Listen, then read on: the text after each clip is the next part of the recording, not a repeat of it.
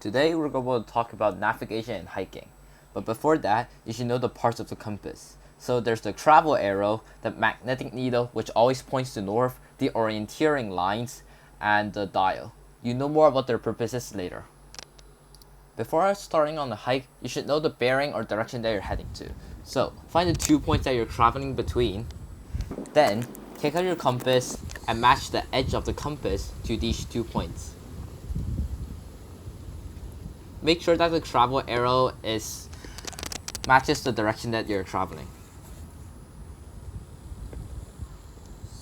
Now, turn the dial so that the orienteering lines matches the orienteering lines upon the map.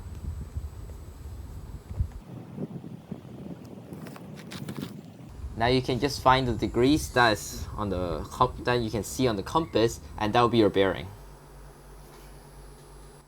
Now that we have our bearings, we can use the bearing to find the correct direction.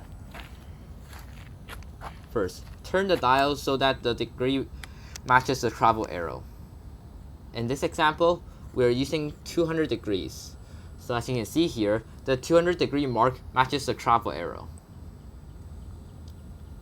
Then, you rotate the compass until the magnetic needle matches the north on the dial. So now you can follow the travel arrow to find your direction.